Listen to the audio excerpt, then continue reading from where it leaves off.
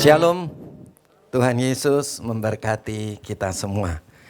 Saudara-saudara yang dikasihi Tuhan, kita akan melanjutkan khotbah kita pada minggu yang lalu, yaitu mengenai hidup dan bertindak dalam kerajaan surga. Saudara-saudara, saya tahu ini tidak menyenangkan hati saudara. Karena saudara hanya lihat bertindaknya saja. Tapi saudara tidak lihat hidupnya. Saudara, orang hidup seperti apa yang tidak menginginkan hatinya damai sejahtera? Pasti semua orang merindukan hatinya damai sejahtera. Dan tidak itu saja, saudaranya. Orang hidup pasti menghendaki pikirannya tenang dan perasaannya sukacita. Tapi saudara lebih terfokus bagaimana kita harus bertindak. Saudara, kalau orang bekerja, semua orang bekerja itu pasti jerih lelah. Betul saudara? Orang sekolah pasti berjerih lelah. Betul saudara? Orang menikah juga pasti berjerih lelah. Ya.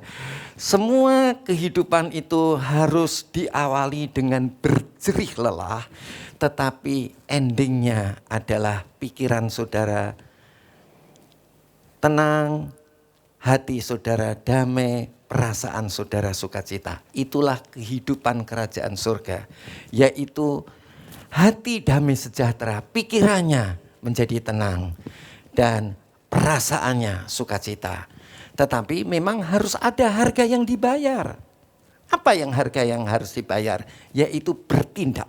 Ya. Di dalam kerajaan surga ada kehidupan.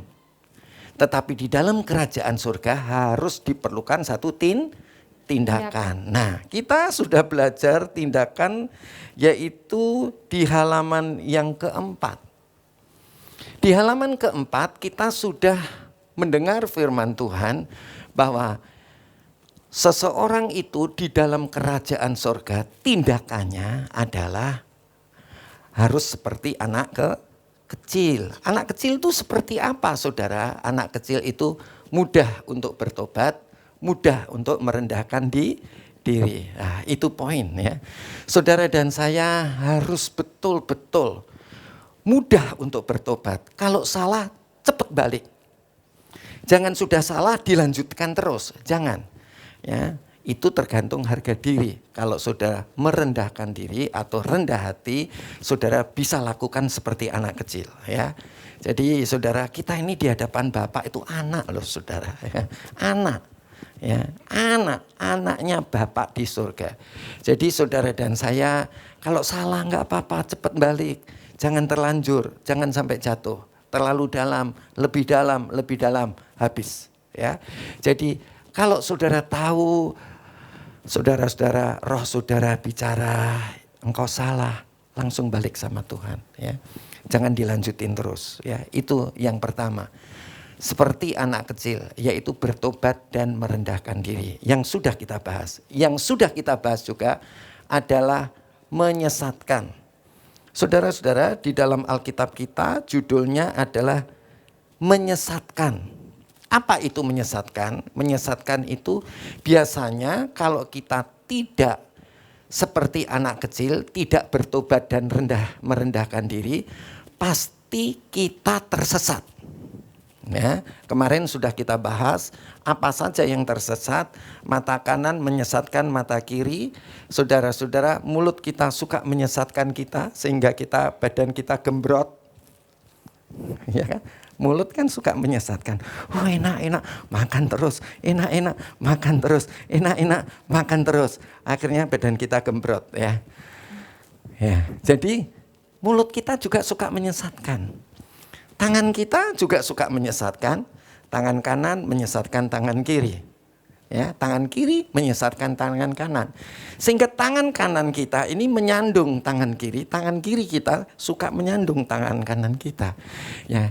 Jadi kita suka Di dalam diri kita sendiri, kita suka menyesatkan diri kita sendiri.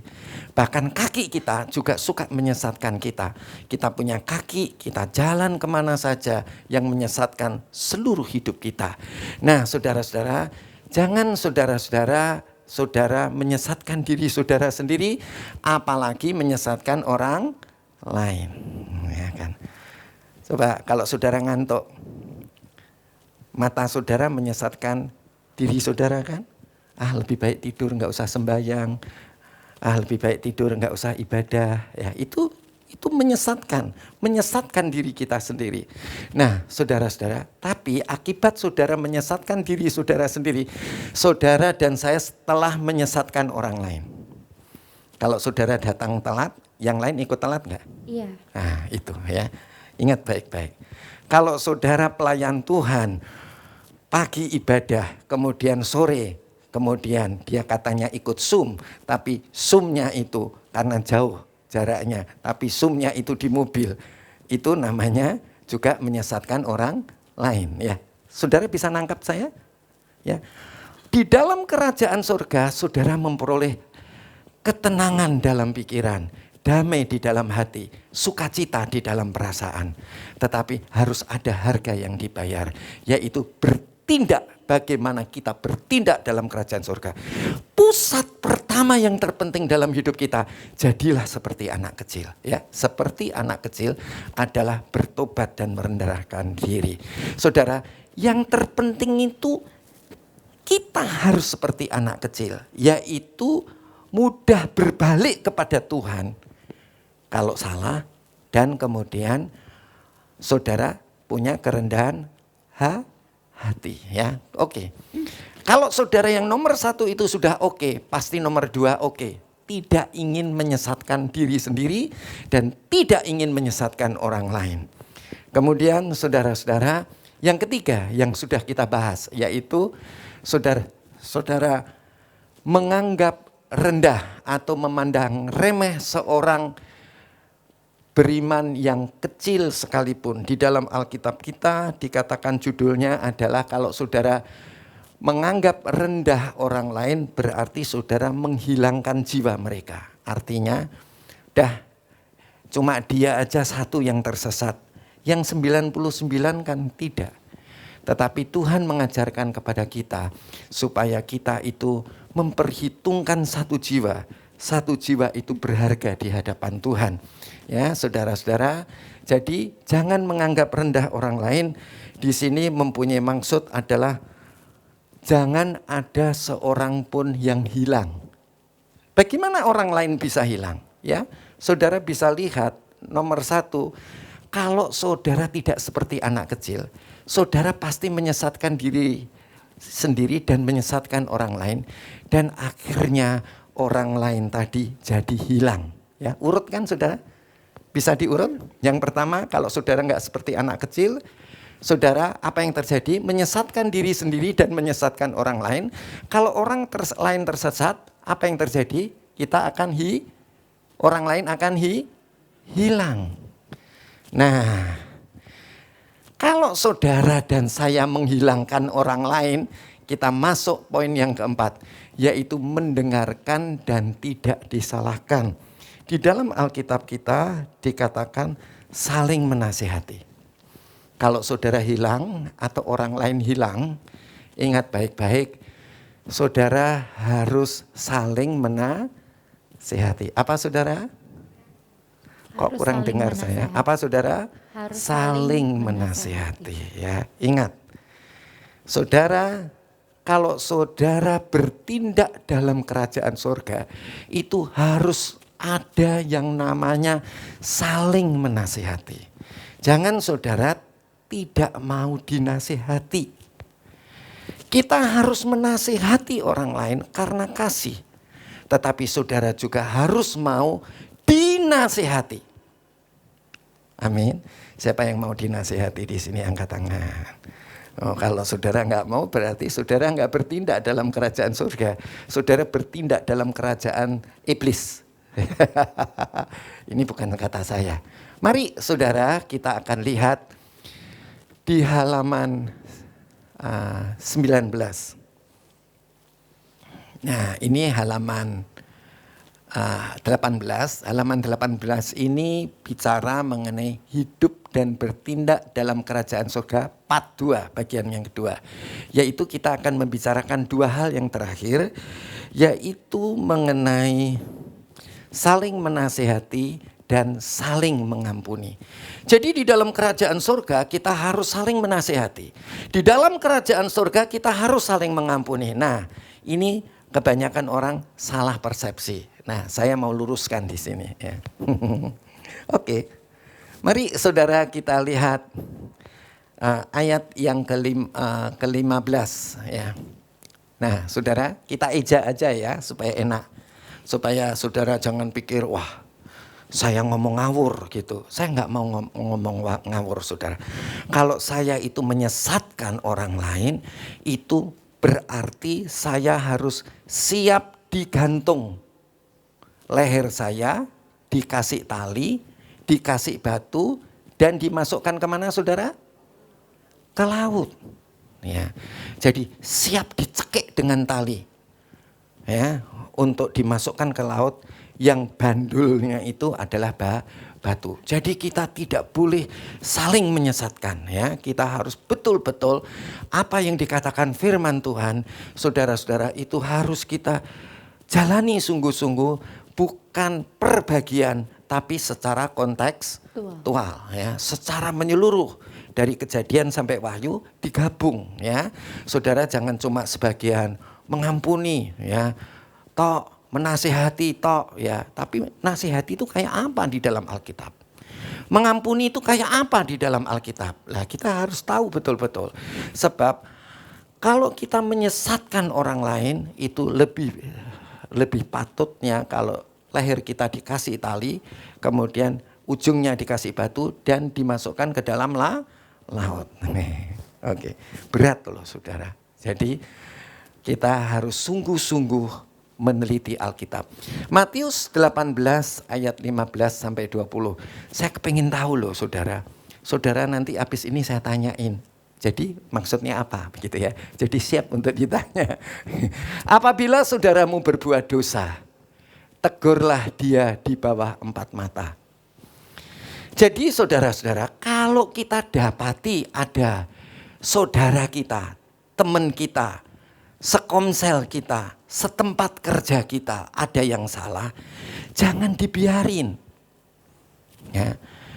Apabila saudaramu berbuat dosa, tegurlah dia di bawah 4 mata. Berapa mata saudara? 4 mata. Artinya secara pribadi. Ya.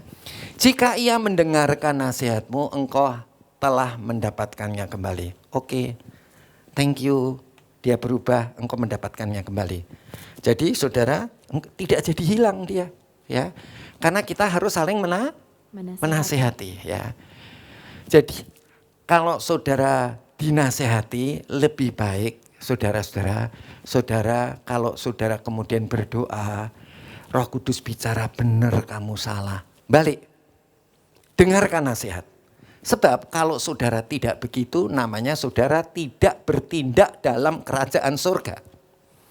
Kalau saudara tidak bertindak dalam kerajaan surga, pikiran saudara nggak bisa tenang. Hidupnya, pikirannya saudara nggak bisa tenang.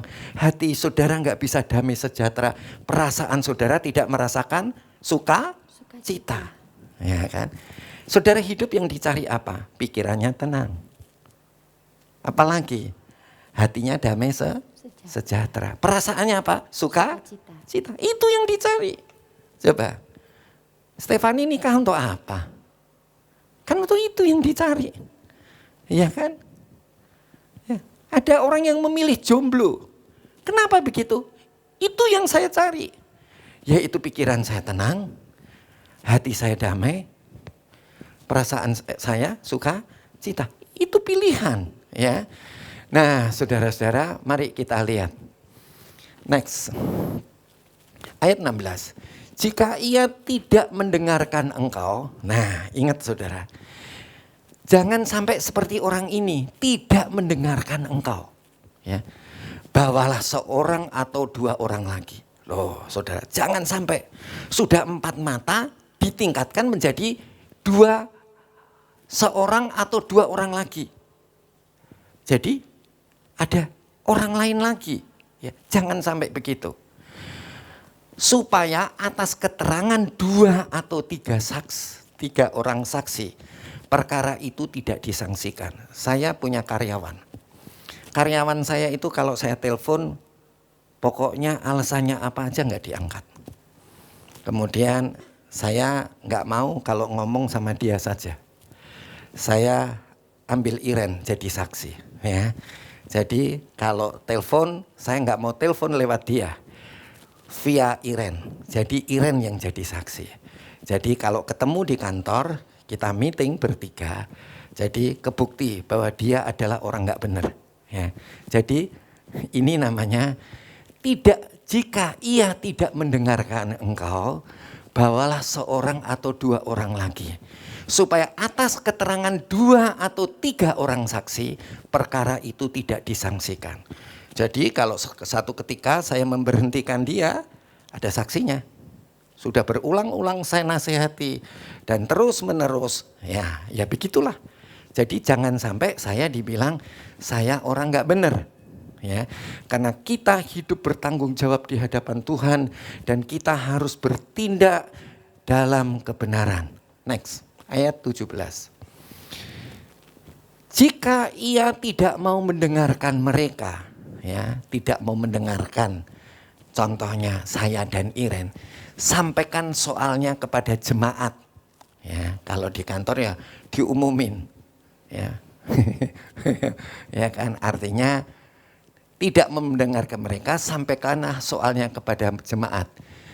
Nah, saudara-saudara, jadi jangan kita ini sebagai saudara, sebagai tubuhnya Tuhan, sebagai jemaatnya Tuhan, jangan sampai kita kalau dinasihati tidak mau. Ya, sebelum orang menasihati pasti Roh Kudus itu bicara kepada saudara. Ya, kalau sudah bicara cepat balik. Jangan sampai dinasihati orang. Apalagi tambahin 2-3 saksi. Apalagi di depan semua jangan sampai. Ya, kalau saudara sampai sebegitu, berarti saudara tidak bertindak dalam kerajaan surga. Akhirnya apa, saudara?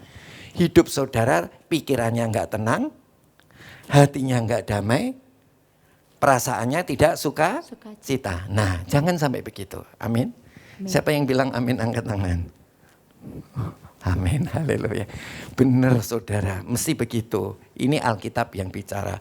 Tuhan Yesus lagi yang bicara, bukan saya. Ya kan?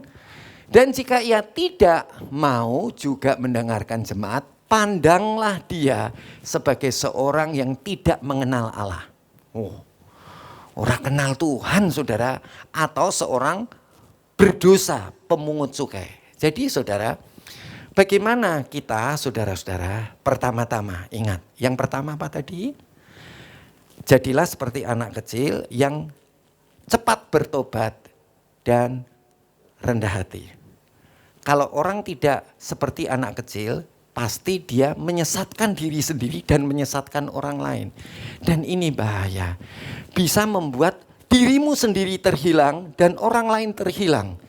Dan yang kita sedang bahas ini, saudara, hendaklah kita saling menasehati. Untuk apa? Supaya tidak ada seorang pun yang hilang. Supaya kita semua seperti anak kecil, ya, seperti anak kecil yang tidak menyesatkan diri sendiri dan tidak menyesatkan orang lain, yang tidak ada diri kita yang hilang dan orang lain yang hilang, sehingga tidak perlu kita dinasehati, tapi seharusnya kita menasehati, ya. Jangan senang kalau dinasehati, ya. Kalau dinasehati itu bangga banget. Aduh, aku kayak diperhatiin gitu, ya. Saudara-saudara, itu yang nasehati itu sakit mah. Tahu sakit mah? Capek. Ya kan? Capek loh. Kita itu bisa produktif, tapi harus memperhatikan orang itu terus dinasehati. Itu capek, ya, saudara. Mari kita saling menolong seorang dengan yang lain sehingga kita tidak perlu dinasehati. Pandanglah dia sebagai seorang yang tidak mengenal Allah atau seorang pemungut cukai. Oke, next. Nah, kemudian di ayat yang ke-18, aku berkata kepadamu, sesungguhnya apa yang kamu ikat di dunia ini akan terikat di surga. Dan apa yang kamu lepaskan di dunia ini akan terlepas di surga. Jadi saudara-saudara, apa yang kita omong itu jadi loh saudara. Ya, jadi jangan dipikir yang kita omong itu nggak jadi. Apa yang diikat di dunia terikat di surga. Dan apa yang dilepaskan di dunia ini akan terlepas di surga. Artinya saudara, kita ini perlu dukungan orang lain. Ya. Jangan sampai orang lain itu bilang capek. Ya. Kalau sudah lama-lama capek, gimana saudara-saudara? Jangan ya, kita itu harus saling mendukung. Ada nggak anggota tubuh yang satu sakit, yang lain tidak menolong? Ada nggak anggota tubuh kaki yang satu sakit, kaki yang satunya lagi tidak menolong? Kalau toh kita nggak bisa makan, kaki pun bisa jadi tangan. Ya, bukan sekedar tangan, ya, tapi kaki pun bisa seperti tangan, ya, saudara-saudara yang ambil makanan untuk dimasukkan ke dalam mulut. Jadi mari sebagai tubuh Tuhan kita ini bekerja sama, jangan sampai dinasehati, tetapi supaya kita bisa menasehati. Ini bukan kata saya. Next. Matius 18 ayat ke-19. Dan lagi aku berkata kepadamu, jika dua orang daripadamu di dunia ini sepakat meminta apapun juga, permintaan mereka itu akan dikabulkan oleh Bapakmu yang di surga. Jadi saudara-saudara, marilah kita itu sehati dan sepikir. Ya, jangan sampai kita dinasehati dan baiklah kita lebih baik menasehati supaya kita sepakat kalau minta apapun daripada kita kepada Bapak, permintaan kita pasti dikabulkan. Amin saudara. Saudara punya banyak permintaan? Mungkin saudara sakit, Tuhan akan sembuhkan. Mungkin saudara mengalami kesulitan di dalam pekerjaan, saudara, Tuhan dengarkan dan Tuhan pulihkan. Apa saja, mintalah maka engkau akan menerima. Carilah maka engkau akan mendapat. Saudara, yang terpenting dari semuanya itu, saudara, pikiran kita supaya bisa tenang, hati kita bisa menjadi damai sejahtera, terus perasaan kita bisa sukacita. Saudara di sini mau cari apa? Hidup dalam kerajaan surga. Supaya saudara bisa hidup dalam ketenangan pikiran, damai di dalam hati, sukacita di dalam perasaan kita. Apa yang harus kita lakukan? Satu tindakan. Tindakan kita yang pertama seperti anak kecil yang bertobat dan rendah hati atau merendahkan diri. Yang kedua, saudara, supaya jangan menyesatkan diri kita sendiri dan menyesatkan orang lain. Yang ketiga, jangan sampai diri kita hilang dan orang lain juga hilang. Yang keempat, kita harus saling menasehati. Indah saudara. Ya, usahakan jangan sampai dinasehati orang lain. Saya hidup bekerja sudah 7 tahun plus 24 tahun plus 10 tahun. Saudara-saudara, saya berusaha 7 tahun pertama, yaitu 3 tahun pertama saya memang suka dinasehati. Tapi ganti manajer yang kedua, saya tidak pernah dinasehati. Tapi saya suka disalahkan. Tetapi akhirnya saya diangkat jadi asisten manajer. Karena semua pekerjaannya saya ambil alih. Ya. Jadi kemudian 24 tahun kemudian saya pertama kali masuk, saya lihat, oh pekerjaan ini enggak sulit. Saya bilang begini, kasih waktu saya 3 bulan. Semua pekerjaan saya ambil alih. Dan betul dalam 3 bulan saya ambil alih. Dan saya tidak pernah dinasehati. Ya. Toh kalau saya dinasehati itu adalah tuduhan dan terbukti saya benar. Nah, saudara-saudara, kita harus punya konsep Bertindak di dalam kerajaan surga adalah gimana caranya supaya kita hidup tanpa kesalahan. Jangan yang penting tidak dinasehati, tapi hidup tanpa kesalahan. Supaya kita tidak dinasehati. Ya, oke, beda loh ya, supaya tidak dinasehati ya. Tapi hidup tanpa kesalahan supaya kita tidak dinasehati. Ayat yang ke-20.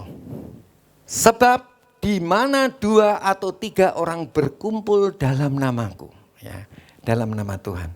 Seperti anak kecil yang masuk dalam kerajaan surga. 2 atau 3 orang berkumpul dalam namaku. Orang yang seperti anak kecil, anak-anak Allah, di situ aku ada di tengah-tengah mereka. Saudara, kalau hidupmu itu benar, saudara ya. Saudara, hidup tanpa dinasihati orang lain. Saudara, karena ada penasehat ajaib kita, Tuhan Yesus melalui Roh Kudus yang tinggal di dalam kita. Saudara-saudara, saudara itu merasa tidak sendirian. 2 atau 3 orang berkumpul dalam namaku, di situ aku ada di tengah-tengah mereka. Saudara enggak pernah rasa sendirian. Walaupun orang lain tidak ada, tetapi Tuhan ada di dalam engkau. Dan engkau ada di dalam Tuhan. Apalagi kalau kita hidup rukun. Ya. Katanya seperti embun yang turun di atas kepalanya Harun, ke janggutnya dan ke jubahnya turun ya. Hidup rukun. Next. Nah, sekarang kita bicara mengampuni. Tadi udah clear ya saudara ya, mengenai saling jangan saudara sampai dinasehati orang. Supaya saudara bisa menasehati orang. Amin. Yang ini paham ya saudara ya. Jangan sampai saudara dinasehati orang. Jangan bangga kalau dinasehati orang. Ya, jangan. Ya, saudara, jangan. Ambillah sikap seperti saya bekerja. Saya nggak mau dinasehati. Saudara, kalau saya salah, saya dinasehati. Bahkan saya salah pun, saya benar pun, saya dinasehati iya. Dan saya bilang, iya Pak, iya. Iya Pak, iya. Ya. Kalau sampai berkali-kali dan terus menerus, ya, di depan anak buah saya terus menerus, dan di depan sama owner-owner yang lain terus menerus, ya saudara-saudara, pernah cuma sekali saya lakukan. Pak, saya minta sama anak buah saya, ya, anak buah saya itu direktur saudara ya. Saya bilang, "No, ambilkan file saya." Saya waktu itu meeting di lantai 3 di ruangnya owner. Saya telepon, "No, ambil file saya di meja saya, bawa ke sini." Terus sudah, dia kelihatannya owner ini udah tahu kalau dia salah. Ya kan saudara, kemudian saya bilang, setelah dia ngomong, saya ajukan itu file saya. "Pak, yang ini lebih murah saya atau murah yang Bapak ajukan?" Ya, dia tetap ngobrol yang lain, punya saya dikembaliin lagi. Terus, lah ini kan belum clear, ya kan? Belum clear kan? Siapa yang salah kan? Betul nggak saudara? Ya, ini namanya rekonsiliasi. Ya. Dia ngomong lagi, saya ajukan lagi, "Pak, yang ini benar kan Pak? Saya lebih murah dari Bapak kan?" Ya kan? Karena dia mengajukan broker yang lain, ya kan? Dia ngobrol lagi, terus diberikan pada saya lagi. 3 kali saya begitu kan, tapi itu cuma sekali dalam seumur hidup saya 24 tahun. "Pak, kan ini kan Pak, ini di depan pemegang saham dan di depan saya dan anak buah saya semua." Jadi dalam 24 tahun cuma sekali. Jadi saudara bisa hitung kan? Ya. Setelah itu dia kembaliin lagi. Habis itu si owner ini si kakak paling tua, dia pergi. Terus kemudian saya diajak ngomong sama adiknya. Ya. Terus dia ngomong begini, saya sama anak buah saya satu, ya, bagian underwriting, ya. Pak Yowas, kalau sama kakak saya jangan begitu, gitu ya. Saya jawabnya apa? Pak, saya kan cuma nunjukkan, saya ini lebih murah, ya kan. Nanti kalau saya nggak ngomong, Bapak juga nggak tahu sebagai adiknya. Anak buah saya juga dibilang, loh, Pak Yowas kok goblok banget, kok nggak ngomong yang sebenarnya. Ya udah, cuma sekali itu aja. Ya, selama saya bekerja 24 tahun, saya tidak pernah melawan, dan itu pun tidak dalam kategori melawan. Ya, jadi saudara-saudara, kalau kita dinasehati pun jangan sampai karena kita salah. Ya, itu prinsip hidup di dalam Alkitab. Ya, oke. Kalau saudara bertobat terus-menerus namanya berobat. Ya, kalau kemarin lucon-lucon di BC tomat. Apa tomat kemarin? Lupa ya. Yang di BC itu tomat katanya ya. Tomat itu apa gitu ya. Matius 18 ayat 21 mengenai mengampuni. Saudara, mengampuni ini suka salah loh saudara. Ya, di dalam diskusi mengampuni itu begini saudara. Mengampuni itu di dalam diskusi di BC ya.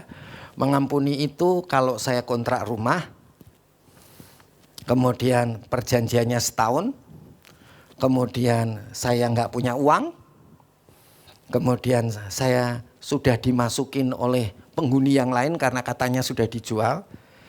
Terus kemudian dia pergi begitu saja. Padahal tidak punya uang. Tidak cukup uang untuk rumah dan usaha. Nah, itu namanya mengampuni. Wow, kemudian saya tanya begini. Wah, luar biasa ini, ya. Ini luar biasa. Nah, saudara, mari kita lihat konsep mengampuni di dalam Alkitab, ya. Oke. Ya, kita akan belajar ya, saudara. Belajar sama-sama. Kita belajar sama Tuhan. Belajar pada Yesus. Dia guru dan Tuhan. Guru, pengajar, Tuhan adalah pencipta. Kemudian datanglah Petrus dan berkata kepada Yesus, Tuhan, sampai berapa kali aku harus mengampuni saudaraku jika ia berbuat dosa terhadap aku? Sampai 7 kali? Wah, dipikir 7 angka sempurna. Wah, next. 22. Yesus berkata kepadanya, bukan, aku berkata kepadamu, bukan sampai 7 kali. Melainkan sampai 70 kali 7 kali. Wih, 7 aja udah sempurna, dikaliin berapa saudara? 70. Wow, ya, tak terbatas ini. Mari saudara. Next. Sebab hal kerajaan surga, ayat 23, seumpama seorang raja yang hendak mengadakan perhitungan dengan hamba-hambanya. Catat baik-baik. Tuhan memperhitungkan kita seperti bisnis. Bukan obral-obralan. Ngampuni, tak ampuni, ampuni, tak ampuni, ampuni, tak ampuni, ampuni, tak ampuni. Bukan. Tuhan itu sistemnya bisnis. Apa yang engkau diberikan, apa yang engkau telah diberikan oleh Tuhan harus dipertanggungjawabkan. Bukan sembarangan aja. Umpan ampun, umpan ampun, umpan ampun. Bayi terus minum susu, terus kapan makan batunya? Maksud saya makan rotinya. Mau batu nanti makan batu. Kapan makanan kerasnya gitu ya. Jadi saudara jangan saudara terus menerus umpan ampun, Tuhan ngampuni, umpan ampun, minta ampun, terus bikin dosa, terus produksi dosa, produksi minta ampun, produksi dosa, produksi minta ampun. Tidak begitu konsep kekristenan, prinsip kerajaan surga. Sebab hal kerajaan surga seumpama seorang raja yang tidak mengadakan perhitungan dengan hamba-hambanya. Dihitung loh saudara. Ya, apa saudara? Dihitung. Enak aja. Ada hitungannya saudara. Tuhan itu bilang, Seumpama seorang raja yang hendak mengadakan perhitungan dengan hamba-hambanya. Jangan yang penting aku minta ampun sebelum mati, aku minta ampun sebelum mati. Saudara, ada hitungannya. Next. Setelah ia mulai mengadakan perhitungan itu, dihadapkanlah kepadanya seorang yang berhutang 10.000 talenta. Ya, saudara-saudara, 10.000 talenta. Saudara-saudara, 1 talenta itu sama dengan 6.000 dinar. Ya, nanti ada yang utang 100 dinar ya. Jadi kalau 10.000 talenta itu ada 60 juta dinar. Nah ya, 1 dinar itu adalah upah sehari. Ya, jadi kalau saudara kerja sehari misalnya 50.000, saudara-saudara berarti 10.000 talenta, 50.000 dikali 60 juta ada 3.000 M rupiah. Nah, gede kan ya. Ya, saudara bisa bandingkan. Tuhan itu ngampuni kita itu total. Nyawanya yang dikasih. Seumpama di sini Tuhan itu memberi hutang kepada kita adalah 10.000 talenta. Ya, itu perumpamaannya. Dan saudara itu ngutangin orang lain berapa saudara? Orang lain salah sama saudara berapa? Berapa Liris? Orang lain salah sama kamu, salahnya seberapa? Wah, banyak mana sama utangmu sama Tuhan? Ya, kecil orang lain itu. Ya, bukan banyak. Ya, dibandingkan salah kita sama Tuhan. Oke, saya akan lanjutkan.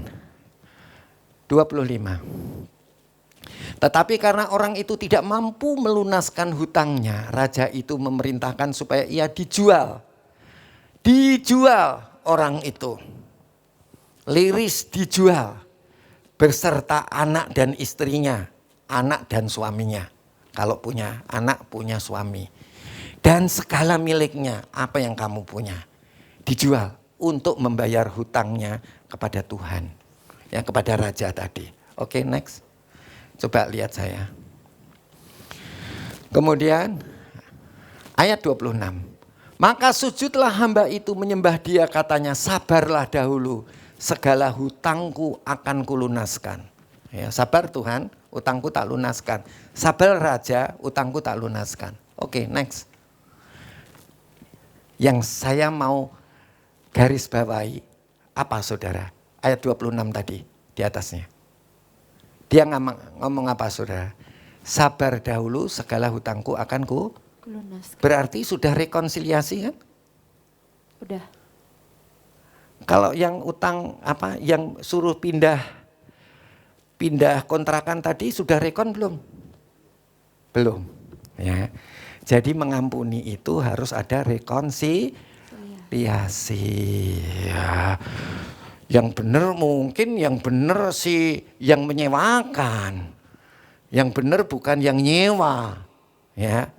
Jadi harus ada rekon. Jangan saudara ngaku-ngaku saudara benar. Rekon dulu dong. Yang benar mana, yang salah mana. Ya, sampai di sini paham ya. Ini materi kita di KK. Yang semua orang gembira. Salah-salah gembiranya karena utangnya banyak, nggak bisa bayar. Wah, aku harus diampuni. Enak aja. Nggak begitu, saudara. Maka itu kemarin yang di kelompoknya Kalina saya luruskan. Saya nggak ngerti di kelompok lain-lain ya kan. Mungkin gembira, wah kita gembira. Kenapa? Waduh, utangku harus diampuni. Lah rekonsiliasi aja belum. Ngaku salah aja belum. Utangnya berapa? Saudara bisa paham apa yang saya katakan? Jadi mesti rekon dulu, utangnya berapa. Amin, amin. Amin. Nah, ayat 27 tadi. Lalu ini yang penting, rekonsiliasi. Habis rekonsiliasi adalah Tusi, kalau nggak bisa bayar nggak apa-apa, ngomong. Aku nggak bisa bayar, wis jualan badanku ini, istriku dan anakku dan hartaku. Wah pasti Tuhan tahu begitu, wah orang ini bertobat banget, udah tak ampuni. Pasti begitu, ya kan? Tapi rekon dulu ya saudara, juga jangan nggak rekon saudara. Apa saudara? Rekon ini apa? Rekonsiliasi. Rekonsiliasi itu apa? Hitung-hitungan. Nah, lu utang berapa? Gue utang berapa? Menurutku utangku cuma Rp1. Menurut kamu berapa? Rp10. Saya pernah saudara ditagih sama salah satu asuransi. Sampai datengin pengacara saudara. Pengangguran banyak acara. Wah dia katanya, wah utang saya sekian. Ya saudara, lah saya dibegitu ya tak samperin loh direkturnya ya kan. Yang bener ya gitu ya Gulo ya. Ya kan? Gulo saksi hidup itu. Ya. Kemudian saya ngomong sama direkturnya utama nggak keluar. Semua nggak ada yang keluar saudara. Ya tapi pengacara yang acak-acak di kantor saya. Tapi saudara-saudara pada akhirnya dia mengakui dia kelebihan bayar ke kita. Nah kan kurang ajar itu kan ya. Jadi sebelum saudara ke pengacara, saudara atau sebelum saudara nagih, rekonsiliasi dulu. Jangan menurut pendapat saya. Belum tentu menurut pendapatnya orang lain itu benar ya. Jadi akur-akuran. Nah aku salah, salahnya apa? Betul kan Lia ya? Kalau kamu benar, benarnya apa? Mana hitung-hitungannya, cocok-cocokannya mana? Kan begitu. Ya, betul nggak saudara? Amin. Nah, jadi lalu tergerak hati raja itu oleh belas kasihan. Kalau saudara ngaku betul sama Tuhan. Tuhan, lah saudara itu sama Tuhan itu sudah jual apa coba? Tuhan sudah mati di atas kayu salib. Saudara udah jual apa sama Tuhan? Jual apa Gulo? Jual baju? Jual dasi? Jual sepatu? Atau jual apa? Ya, jual apa coba? Loh, saya kemarin ngomong sama Iren. Begini, Ren, orang katanya orang misi. Ya, misi bisanya kelayapan melulu. Ya kan? Dari Amerika, dari Kolombia, ya. Datang ke Indonesia, saudara-saudara. Mintanya jalan-jalan, ya kan? Habis jalan-jalan pergi ke Ancol. Lah, enak banget ya misi ya, kok begitu ya? Iren langsung jawab, iya om, kalau kita ini total ini, hidup kita diperes habis, tulang pun sudah diperes sampai remuk, sampai santannya udah keluar katanya. Wow, kita full untuk Tuhan, walaupun kita ini orang sekuler ya. Jadi saya bilang langsung sama Iren, hamba Tuhan, yang namanya pendeta, belum tentu meres badan. Mestinya saudara, kita ini nyawanya Tuhan sudah diberikan kepada kita. Kita ini harus memberikan seluruh hidup kita, tubuh, jiwa, roh kita, seluruh total untuk Tuhan. Apa yang kita punya, kita kembalikan kepada Tuhan. Amin. Amin. Ojo pelit. Ya.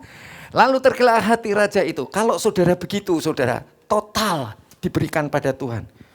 Ya, saudara, bukan roh saja, jiwa saja dan tubuh saudara. Tapi anak istri, harta kita berikan kepada Tuhan. Saudara-saudara, pasti Tuhan lalu tergeraklah hati raja itu oleh belas kasihan akan hamba itu. Sehingga ia membebaskan dan menghapuskan hutangnya. Lunas kita, udah lunas. Next. Lunas ya saudara. Ayat 28, tetapi ketika hamba itu keluar, ia bertemu dengan seorang hamba lain yang berhutang 100 dinar. 100 dinar itu 100 hari orang kerja. Ya, kalau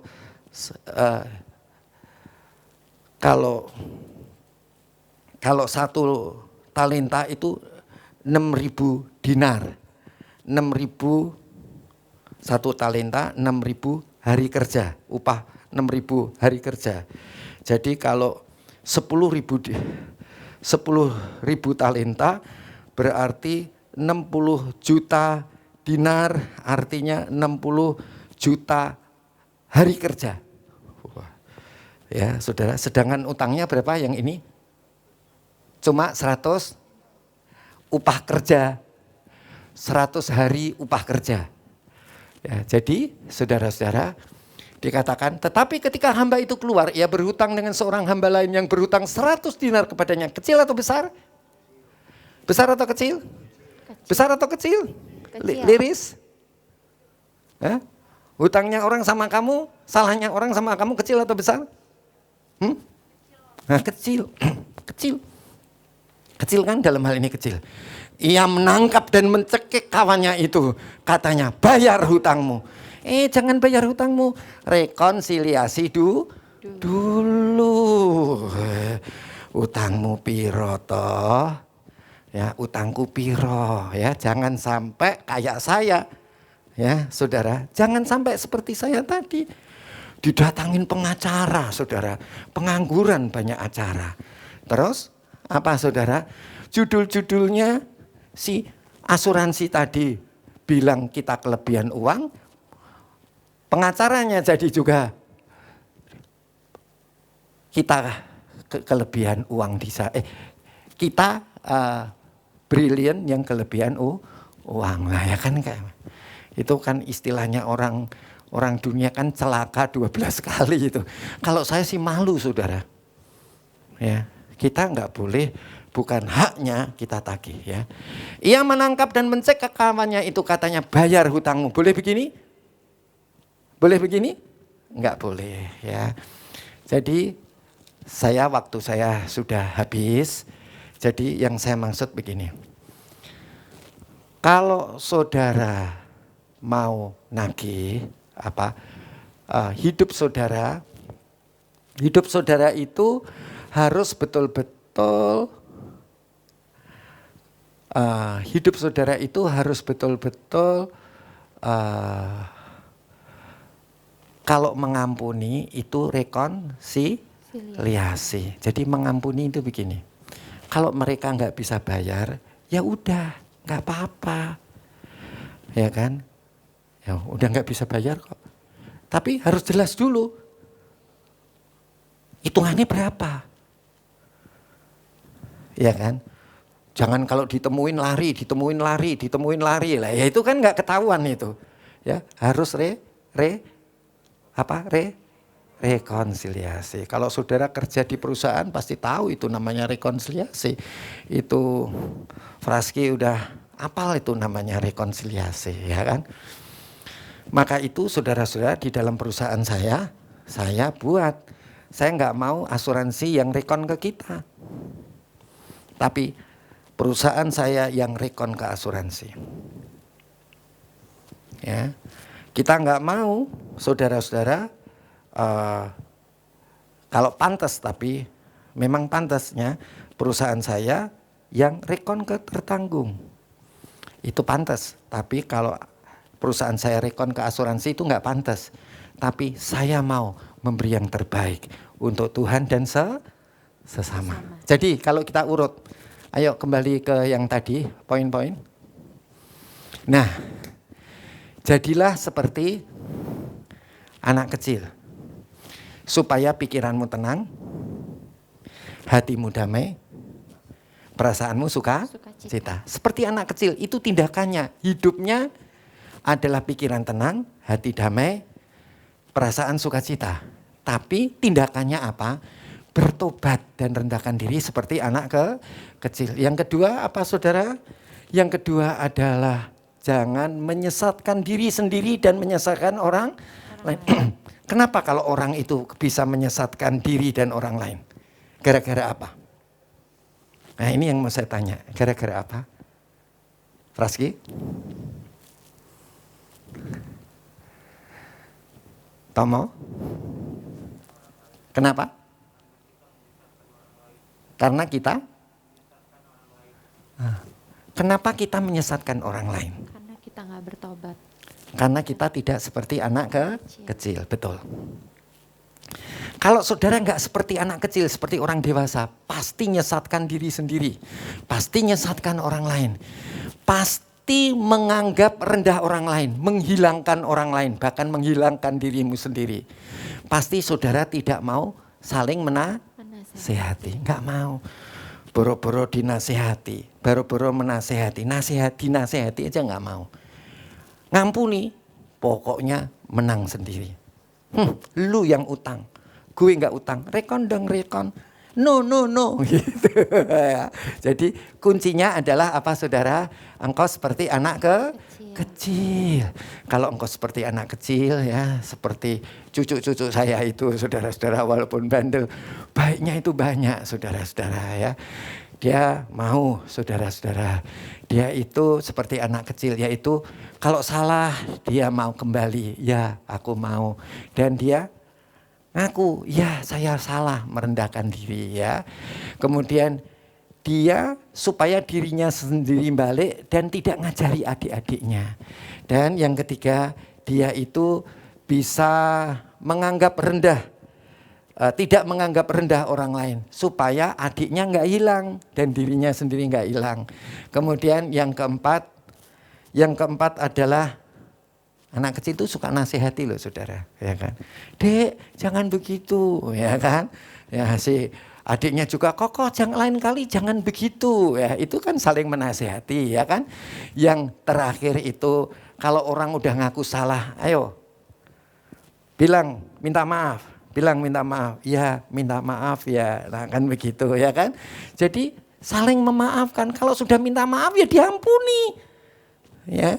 Ya, jangan belum minta maaf diampuni. Loh, belum minta maaf diampuni ya. Memang saudara, kita harus mengampuni semua orang.